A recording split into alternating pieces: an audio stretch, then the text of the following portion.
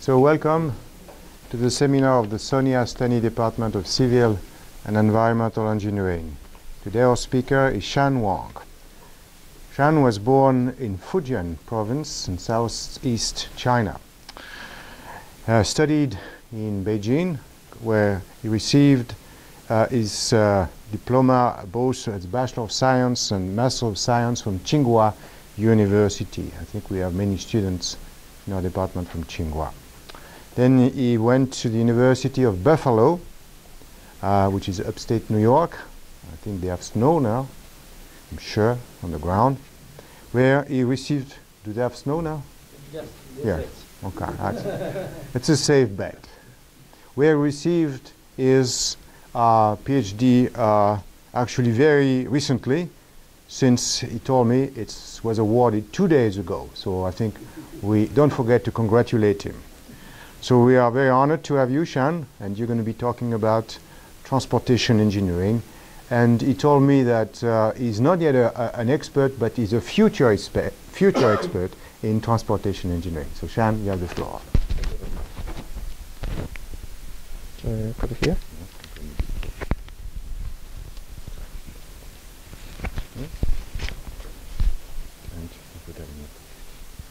Okay.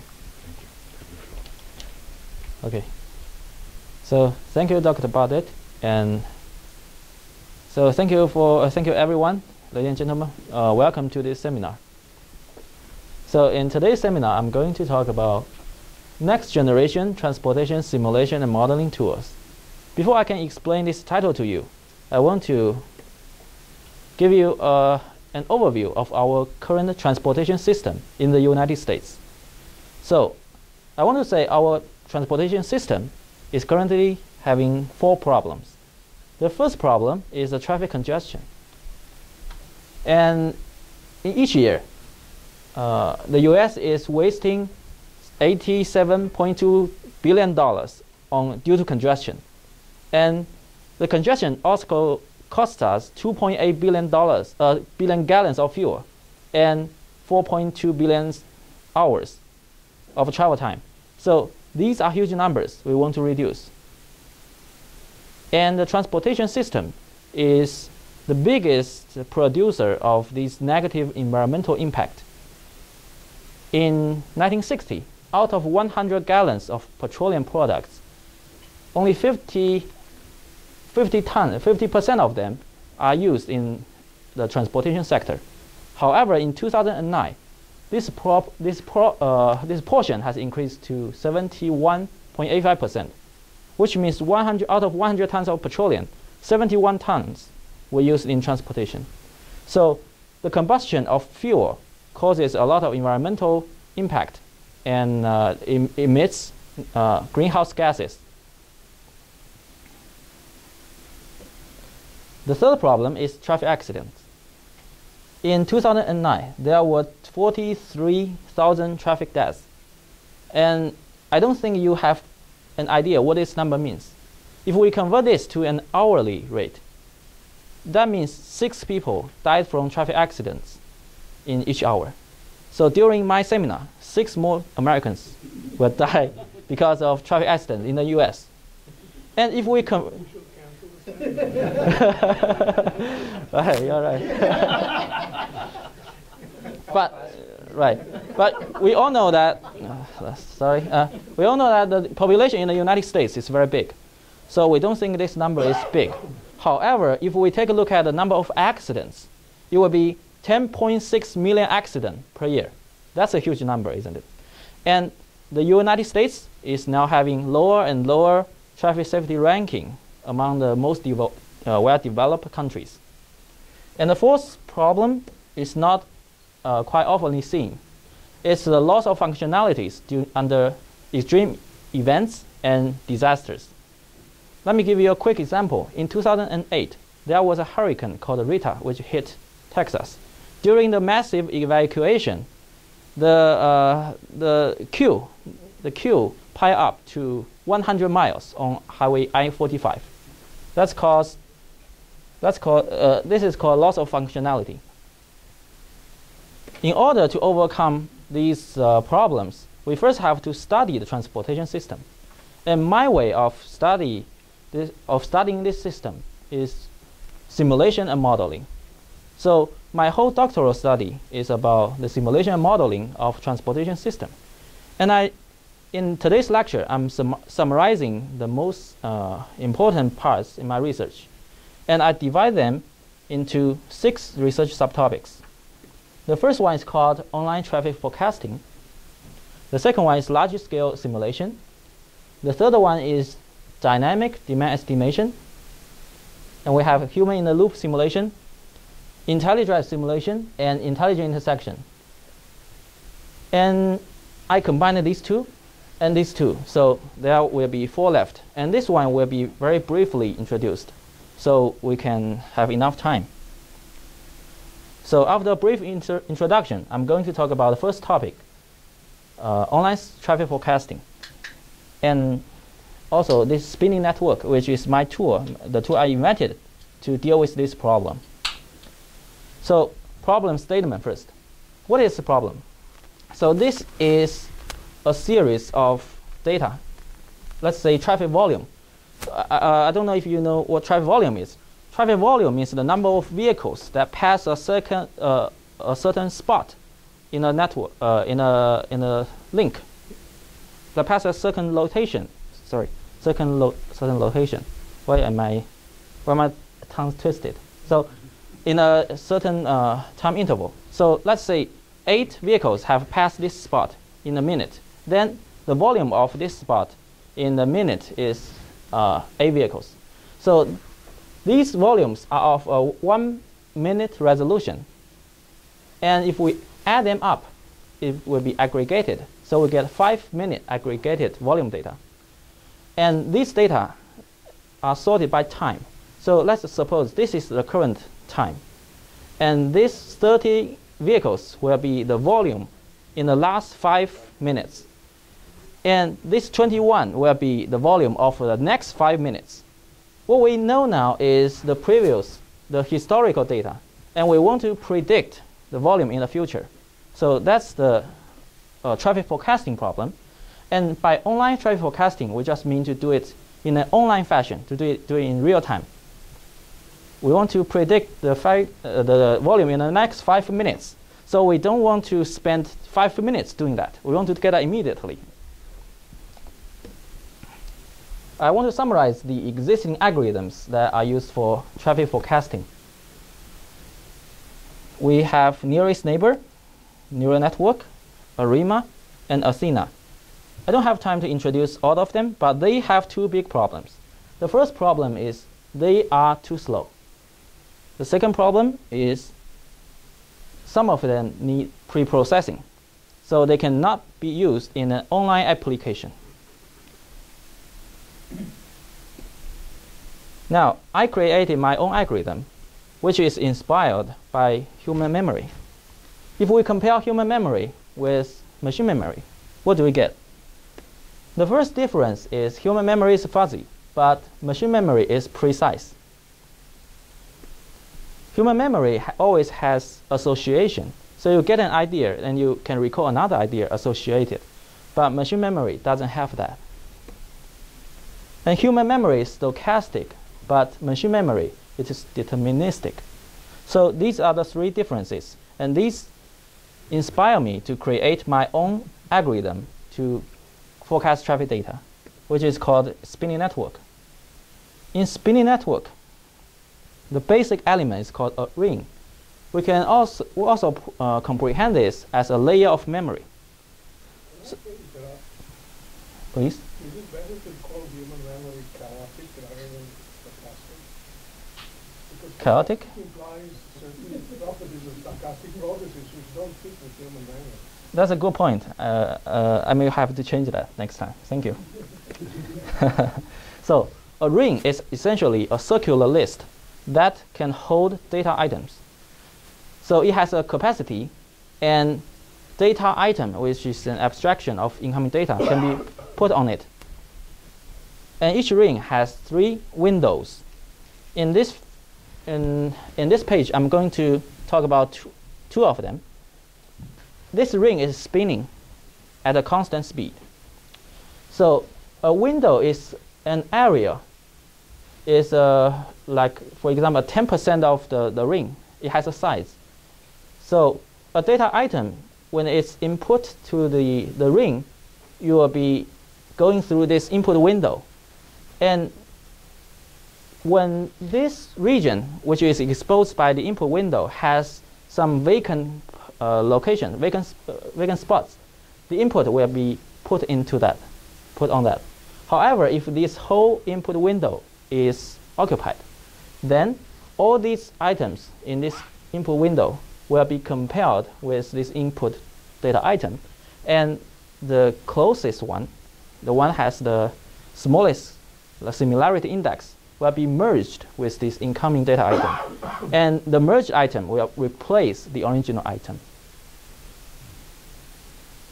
Another window on the ring is called a 2-next ring window, because in this spinning network, the memory has different layers, and the outer layer is going to send some items into the deeper layer, inner layer. And this is done through this 2-next ring window. Data items that are exposed by this 2-next ring window will be periodically checked, and if they are very similar to each other, they will be merged and removed. And the removed ring, the merged item will be sent into a deeper layer. And when we have the rings, we can create spinning network, which has like several rings. Different rings have different spinning speed and different capacities. When an input comes, it's immediately put on this outer ring, but it has not been sent into the inner ring yet.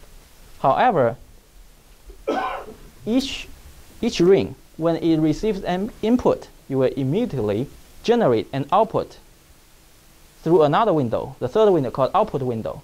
So each ring is responsible for producing an output. And this output is one ring that exists on this window, in this window, and has the smallest similarity to the input, the highest similarity to the input. So each ring gives out an output, and all these outputs are compared against each other, and the best one, the one that's most similar to the input, will be chosen as the output of the spinning network. And then I just use that spinning network to do data forecasting. And I chose I-64 in Virginia as the test site. I have done 4 types of experiments, including to predict the near future, to predict longer time periods into the future, to predict with more historical data, and the model transferability. Using, when I compare this algorithm, spinning network, with 2 other algorithms, I get very good results. One algorithm is backpropagation neural network. The other one is 3 nearest neighbor. I compare them on 2 data sets, one for the whole year, the other one only for December. Because neural network was crashing when it's running on the whole year data. So I can only get the results for to compare all of them in December. And if we take a look at this absolute % error or absolute error, we can always find the spinning network has the lowest error. And the most astonishing result is the CPU time usage. Neural network takes 12 hours for the December data. Nearest neighbor takes 10 hours. Spinning network takes 1 minute and 10 seconds.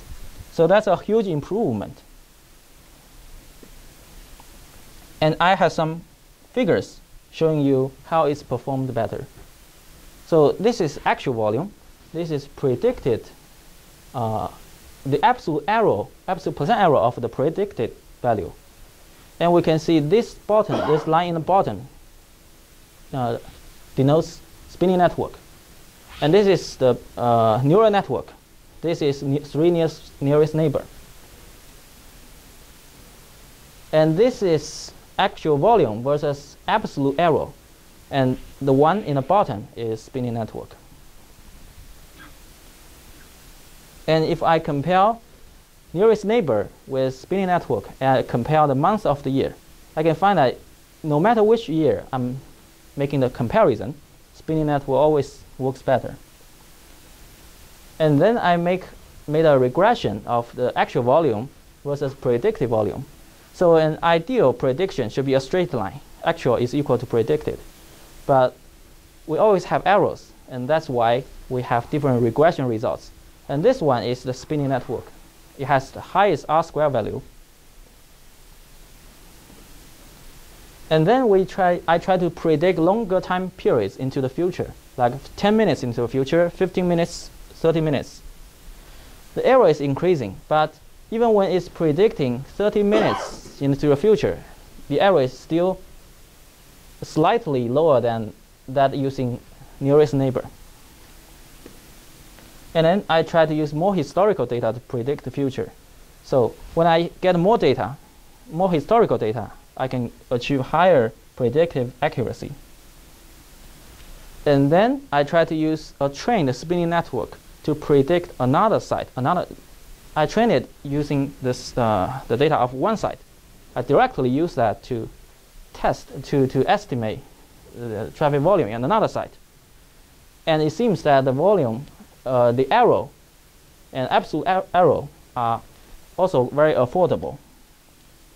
So I reached a conclusion that the spinning network has higher predictive accuracy, less processing time, it has transferability, it doesn't need training, and the space complexity is lower, and it's tunable and expandable.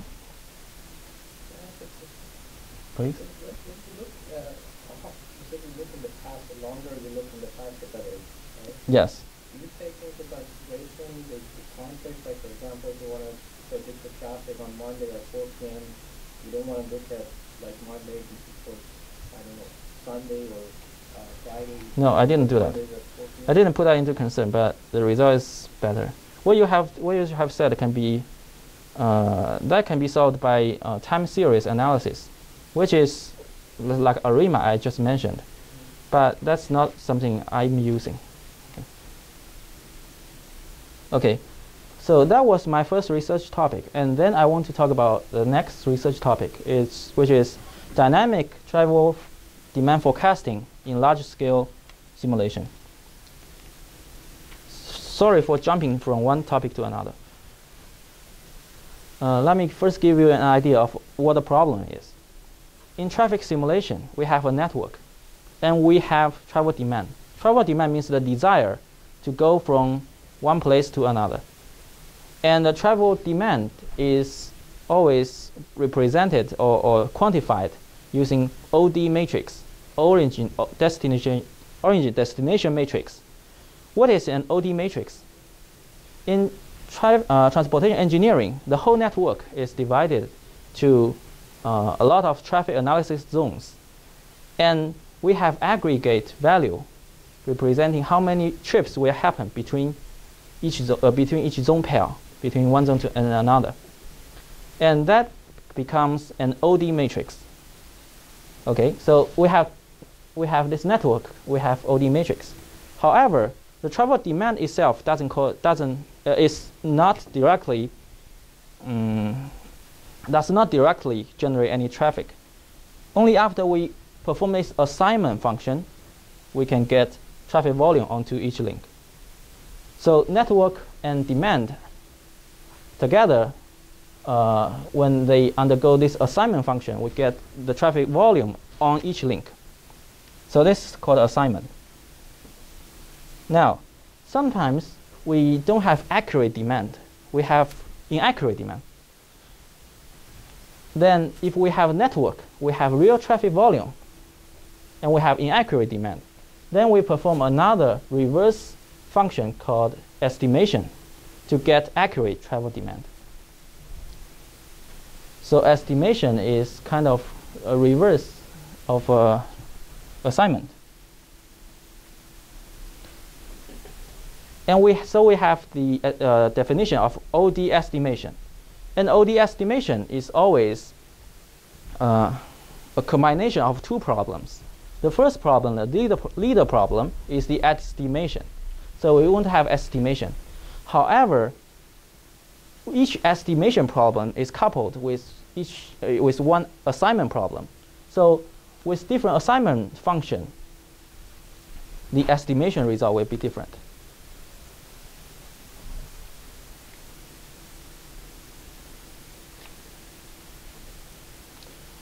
We have 4 existing types of ODE estimation algorithms.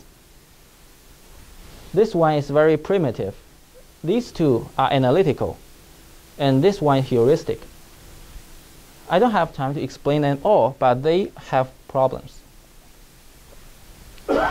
All these algorithms are trying to do some programming to find out the equilibrium or solution. However, as I said, the assignment, if it's expressed as a function, it will be very complex. It doesn't have this convexity, and it's sometimes discontinuous. So it's very hard to express this assignment using a function. Let me give you one figure, for example. This figure describes the traffic assignment that is done in a traffic simulation package called TRANSIMS. And it's impossible if you if you want to understand it, because it took me, I think, 3 hours to explain that to a graduate class.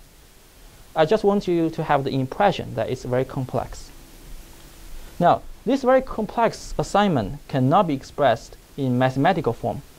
So how do we do this estimation? We only have the one choice, which is heuristic search algorithm. However, when we use heuristic search algorithm, we are still facing challenges. First thing is, the solution space or the search space is extremely large. And this function, traffic assignment function, is stochastic, discontinuous, and slow.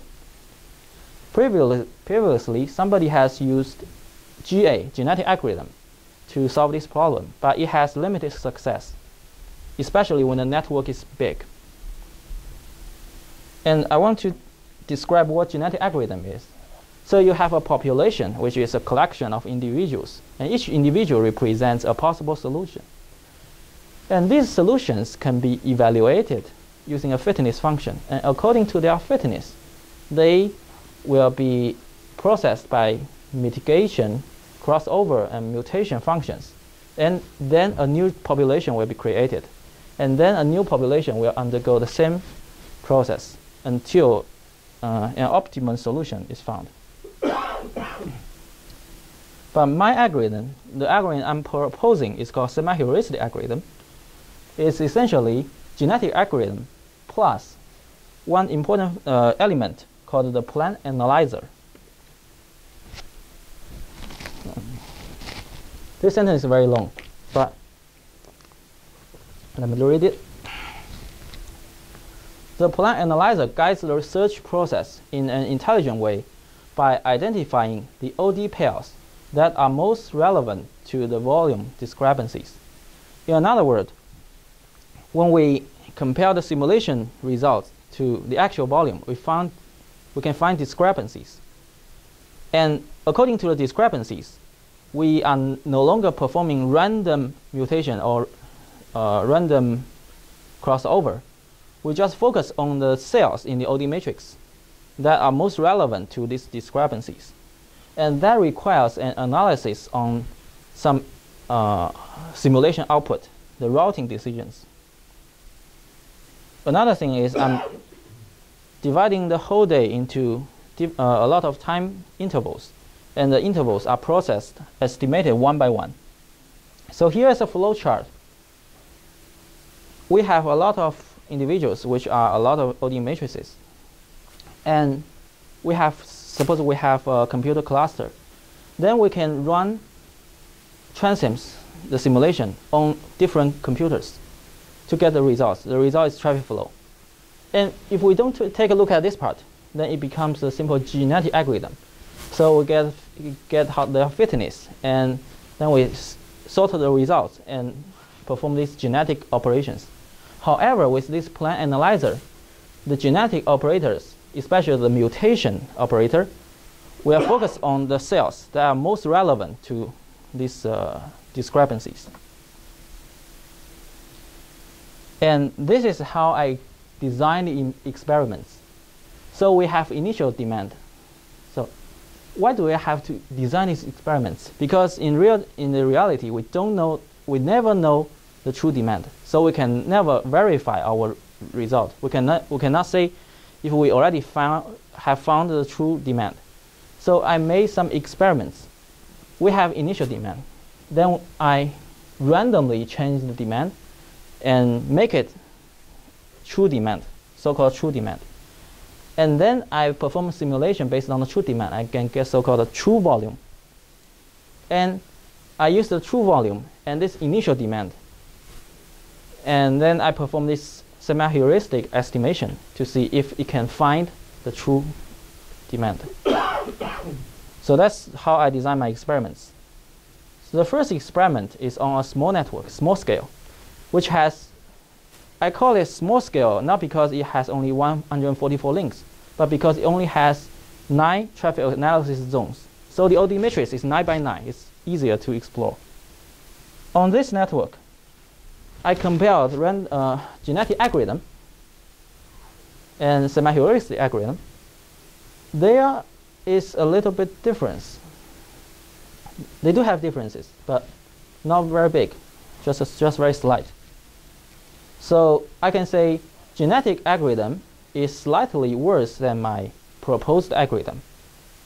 However, if we perform this experiment on large-scale network, so I pick an example. Here is a county, a whole county in Vermont, and this one has 374 traffic analysis zones.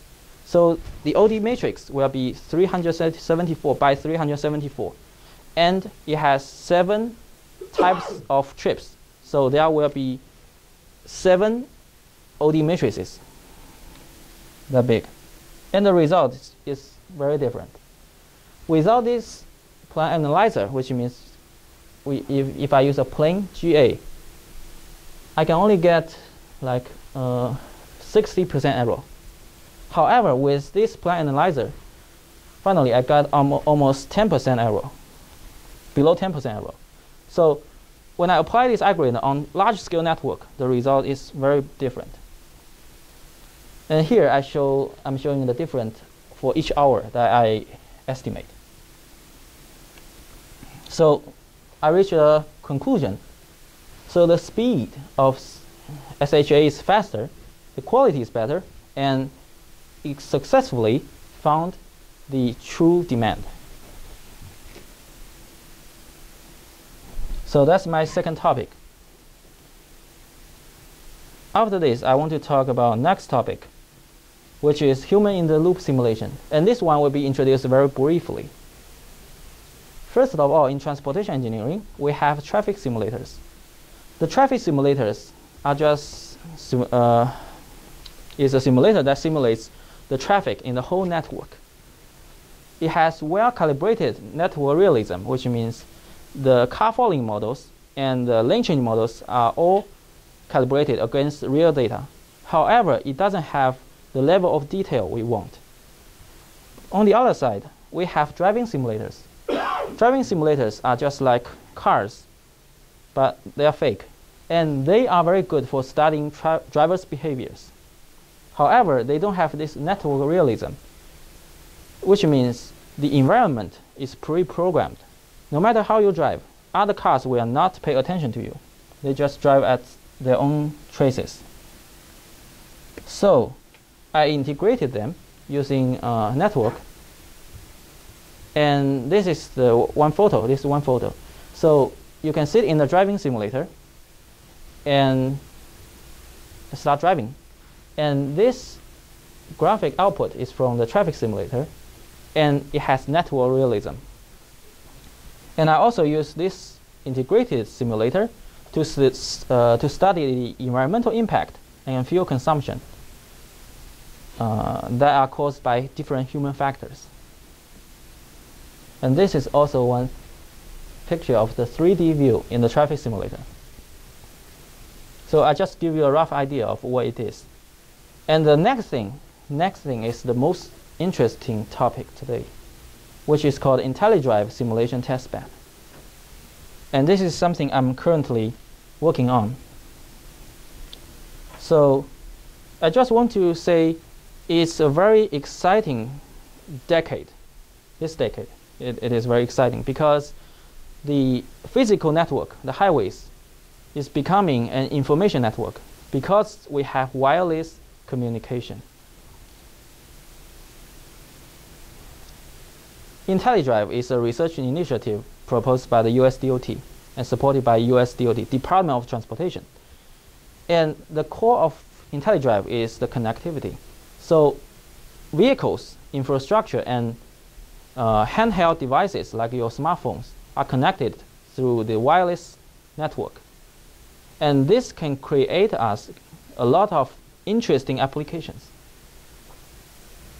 But in order to simulate this whole thing, IntelliDrive applications, we need the network simulator, which is used in computer science to simulate network activities. Because in the typical old-fashioned traffic simulator, there's no simulation of the network. So we cannot accurately estimate the result. And I'm studying one sample application called intelligent intersection. And this is a very simple simulator we made by ourselves, just for showing you what intelligent intersection is. An intelligent intersection is an intersection without traffic signal. And each approaching vehicle is sending a request to reserve this conflict area for an amount of time.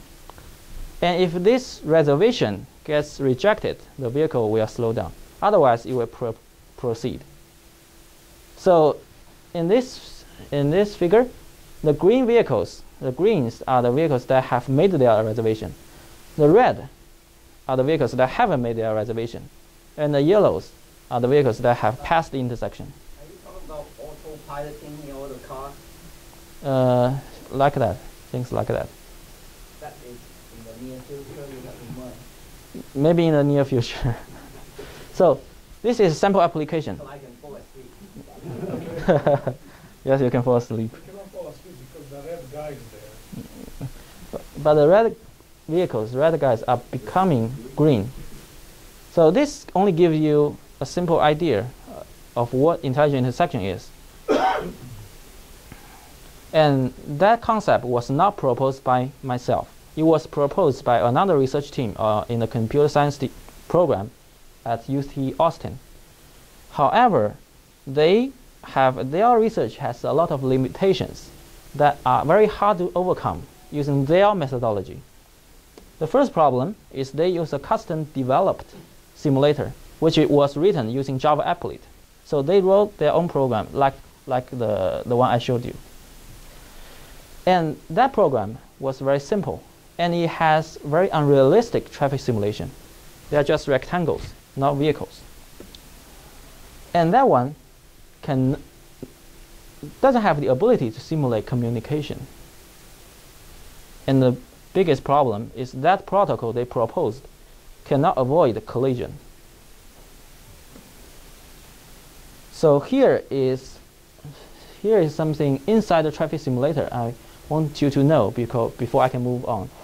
So in the traffic simulation, network is loaded, simulation is initialized.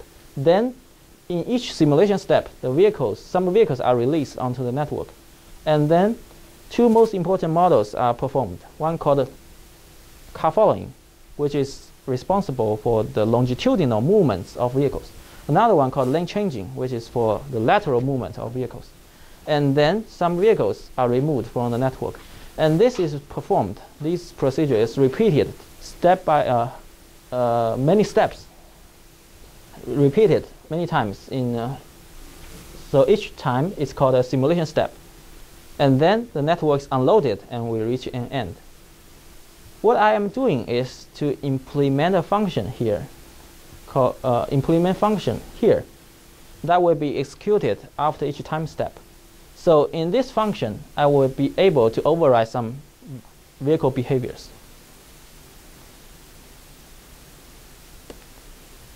Here is a distributed simulation testbed that I have developed, which has 4 layers. The first layer is the traffic simulator layer. Here is another layer called intersection controller. And these 2 layers are communicating through another layer called communication layer. And this communication layer is responsible for any communication between the vehicles and the intersection controller. So, and the interface between layers are already defined.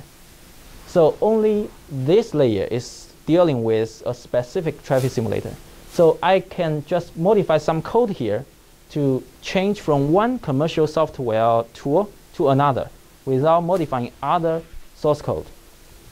And I have a plugin, which is the program, a function I implemented. So the traffic simulator layer is also generating vehicle snapshots, and they will be stored in a trace archive. And this trace archive can be analyzed using this analyzer layer through third-party emission estimator or vehicle trace recorder to get emission results and mobility results. Next thing I want to talk about is called intersection rasterization. So if we have a, we don't want to give each vehicle the whole intersection because it won't use all of them. So one vehicle will only use part of the intersection. Then how does it make the reservation? I have to rasterize the intersection. Let me show you what it is. So let's assume this area represents an intersection area, conflict area. And it may be of irregular shape. We find it, then we cover this area using a rectangle envelope. Then divide this envelope into a grid. And then we can just make reservations based on this grid. And here is a video showing you what the reservation grids are. So this is a dynamic reservation in my system. Each vehicle is going to make a reservation using its trace. And this dimension is time. This is x, this is y. We have a 2D intersection, this is time. So you can see how the reservations are made in my system. Are those taking right turn and left turn? Yes. So right and left turn like this. So this is a 3D demonstration of the reservations.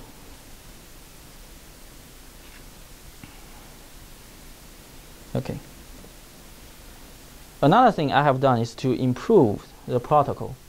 Previous protocol is like this. The vehicle sends the reservation request, and if it gets rejected, then the vehicle just slows down.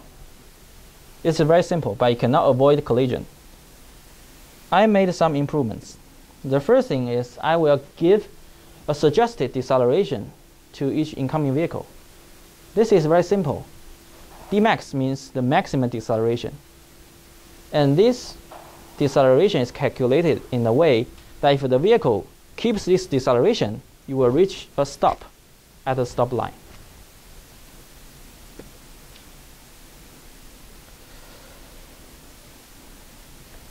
Another change is previously the reservation is fixed. Once you make the reservation, you can just keep going.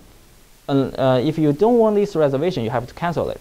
However, in my protocol, this reservation has to be renewed for each time interval, because in reality, your vehicle speed is always changing. You cannot keep constant speed. And the most important thing is I created a dynamic hierarchical reservation protocol. I divided the vehicles into 3 different priority groups. The first group includes all the vehicles that could not fully stop, even they use the maximum deceleration. The second group includes the vehicles that have been waiting for a long time. The rest are categorized as the third priority group. And within each group, vehicles are sorted by their distances to the intersection. Or in this group, they are sorted by their waiting time. And I created a very simple experiment to test the performance of intelligent intersection with only one intersection. And I set up the volume like this: 100 for through movement, 30 for left turn, 50 for right turn. And I compare intelligent intersection against traffic signal and optimize pre-timed signal. The mobility benefit I can get is huge. So these three lines are representing the signal for through, left turn, right turn. And these three lines are representing intelligent intersections. And with different volume levels from 100%, 200% to 1000%, we can see a bigger gap here, which represents almost 10 seconds.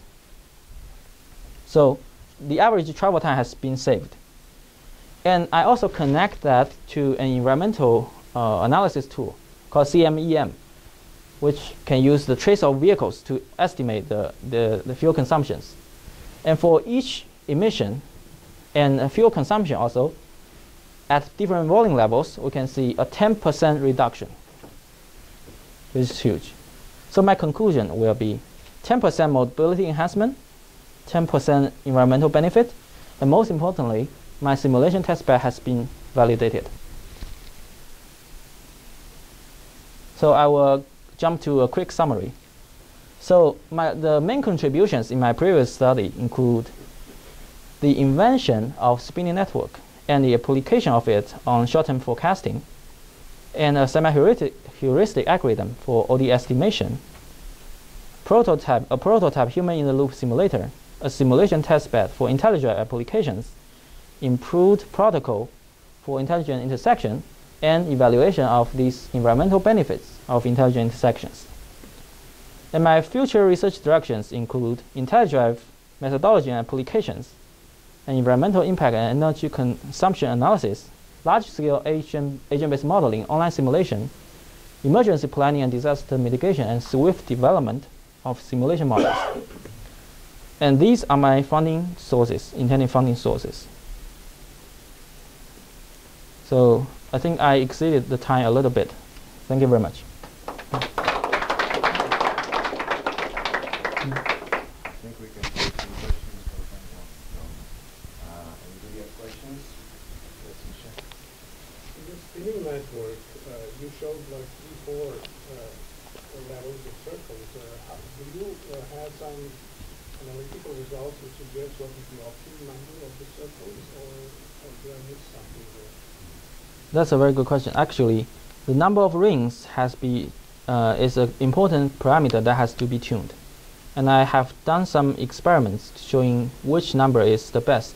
And my result shows 3 or 4 are the best. But I haven't fully understood what is going on behind it. So I didn't list it there. So there is like a cut of like asymptotic, and you are improving, but after a certain point there is no improvement. Yes, yes. But there are also a lot of parameters to tune. So I'm not sure if that's the best one because of I haven't explored all the combinations. Along those same lines, it seems that some modeling of the spinning networks could be done. You've got a system that's a stochastic dynamical system, so to speak, with this sort of discrete states. Mm-hmm. Have you done any modeling to try to understand how the dynamics of that spinning network work? I tried to do that, but I haven't got a result yet, because then I shifted my interest to other research topics of the publication of that one, spin network. Your intelligent intersection thing, I haven't heard anything like, but I have heard some less restricted, namely the car can sense the stoplight and automatically slow down or stop when it sees the light being there. Yours is of course much higher order complexity. Right, that's right. Do you ever work on that elementary, more elementary, well, simply tell the car to stop when it comes to a light that's red? It's all electronic sensing. That's Theoretical algorithm. right. What you said is in the concept of collision avoidance. Am I right? Go for a red light. Yeah. So automatically slow down and stop. Mm. So that of course is much less sophisticated than your. Yeah, I admit this is very sophisticated, but it can eliminate the stops of vehicles, so you can have some have less fuel consumptions. So that's the value of it. It doesn't need a signal anymore. So if that happens, how are the policemen going to give us tickets? Because every Our fault if we go through, right? every vehicle will send its vehicle ID to the controller. So if something happened, then this can be recorded. Yeah. So you just have to follow your algorithm and you're okay. Yes. Would you be kind enough to comment on the complexity of the optimization problem you try to solve in the intelligence intersection? What is the theoretical computational complexity of the problem you're trying to solve? I improved the protocol. Actually, my application doesn't have a very complex algorithm in it, because currently I haven't done the optimization of this thing. I just use a simple algorithm, but I already see some benefit of it. So in the future, I don't say that 10% is the maximum, the 10% I show you, but it can be optimized in the future. That's a future study. Do you know if you can solve it optimally? It's possible to do that, I think, but I haven't done it. I have been thinking about that. I've got questions about the fragility of your computations. I mean, you can imagine you make a small error and you end up with a big pile of cars at the intersection. Yes. Have you looked at the fluctuations and how sensitive your system would be to, I would say, imperfections? Yes, that's also a good topic to study the robustness of the system. This is one future study. Yes. All right. Yes. Thank you. I came in a little bit late. Mhm. I apologize. I That's think okay. I spun up pretty quickly on what you were doing. Are intersections are intelligent intersections autonomous? Yes. Entirely autonomous? Yes. Very good. The optimization problem that you might have had, do you have any sense at this point whether or not it's a convex problem? Or have you not really had a chance to look at it? I think it's a 3D path-finding problem. If I have x and y and time, and I divide it to 3D rasters, that will be a path-finding problem through a 3D space. Yeah. Just brings up the question, if all the cars, if you have symmetry in the problem, do you have a solution? In other words, they all come at the intersection together. Which one passed first? I don't fully understand. Question stupid? I see all cars coming out the car and the symmetry, the problem is symmetry. Which one has the priority? If none of them are, they're all equal. They all stop? Okay. That's a very interesting question that I have never thought of. I don't think it can be symmetry. German cars. I just vague. That was just in the back of my mind. Any other more intelligent question on mine? Well, then I'm going to lower my hand if you say intelligent question. No. I was comparing to that. Okay, let me ask you. In the heuristic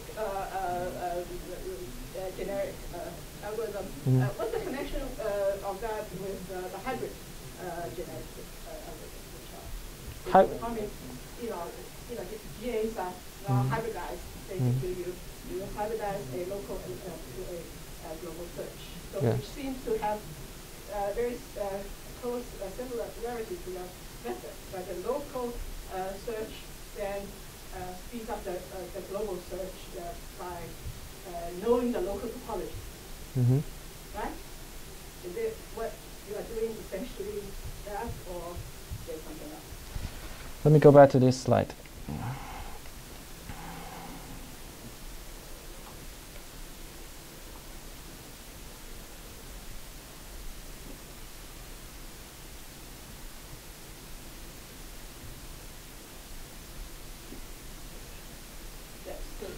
your plan analyzer, is it a sort of a proxy or a substitute for a local search algorithm, which makes use of some heuristics that